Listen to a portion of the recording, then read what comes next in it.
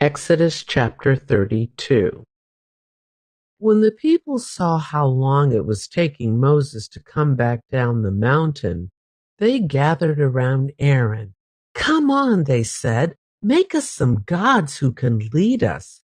We don't know what happened to this fellow Moses who brought us here from the land of Egypt." So Aaron said, "Take the gold rings from the ears of your wives and sons and daughters and bring them to me." All the people took the gold rings from their ears and brought them to Aaron. Then Aaron took the gold, melted it down, and molded it into the shape of a calf. When the people saw it, they exclaimed, "O Israel, these are the gods who brought you out of the land of Egypt." Aaron saw how excited the people were, so he built an altar in front of the calf. Then he announced, "Tomorrow will be a festival to the Lord." The people got up early the next morning to sacrifice burnt offerings and peace offerings. After this, they celebrated with feasting and drinking, and they indulged in pagan revelry. The Lord told Moses, "Quick, go down the mountain. Your people whom you brought from the land of Egypt have corrupted themselves. How quickly they have turned away from the way I commanded them to live. They have melted down gold and made a calf, and they have bowed down and sacrificed to it. They are saying, 'These are your gods, O Israel, who brought you out of the land of Egypt.'"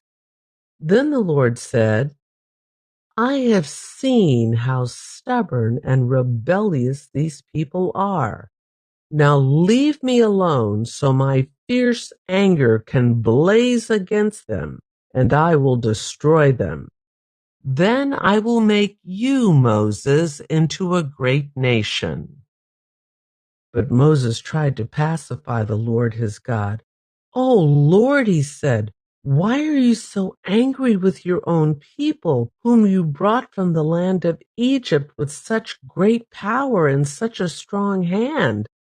Why let the Egyptians say, 'Their God rescued them with the evil intention of slaughtering them in the mountains and wiping them from the face of the earth'?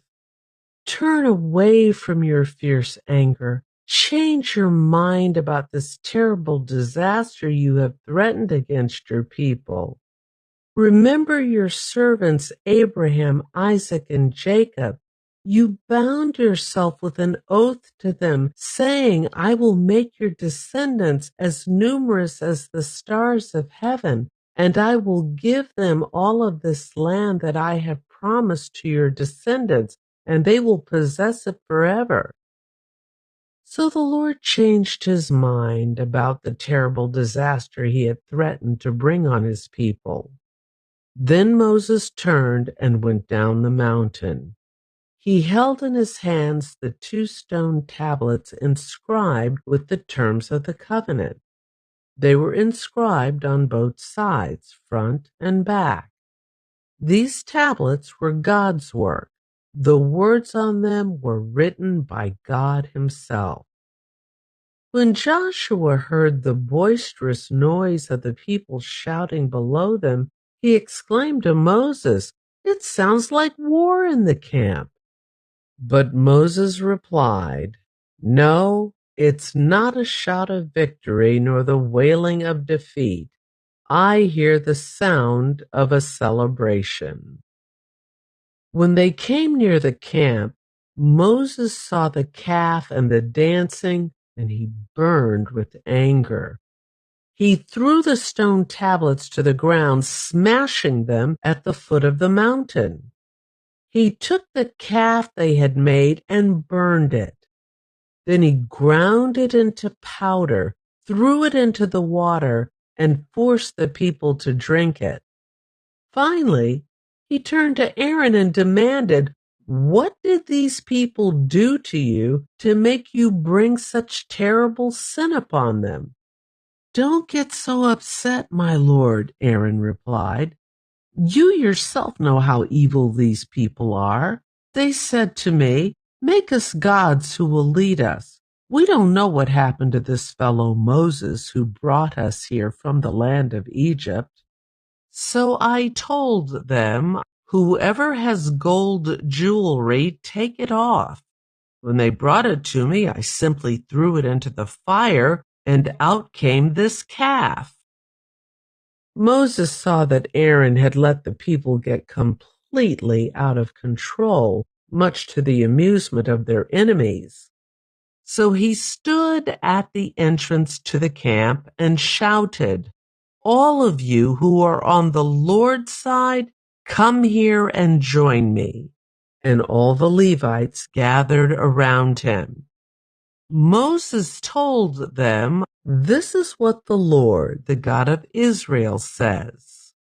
Each of you take your swords and go back and forth from one end of the camp to the other. Kill everyone, even your brothers, friends, and neighbors." The Levites obeyed Moses' command, and about 3,000 people died that day. Then Moses told the Levites, "Today you have ordained yourselves for the service of the Lord, for you obeyed him even though it meant killing your own sons and brothers. Today you have earned a blessing." The next day Moses said to the people, "You have committed a terrible sin, but I will go back up to the Lord on the mountain. Perhaps I will be able to obtain forgiveness for your sin."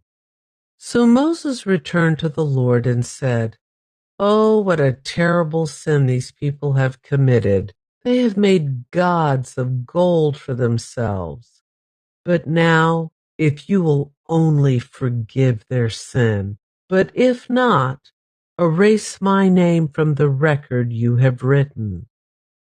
But the Lord replied to Moses, "No, I will erase the name of everyone who has sinned against me.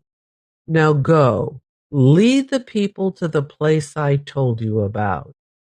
Look, my angel will lead the way before you, and when I come to call the people to account, I will certainly hold them responsible for their sins." Then the Lord sent a great plague upon the people because they had worshipped the calf Aaron had made.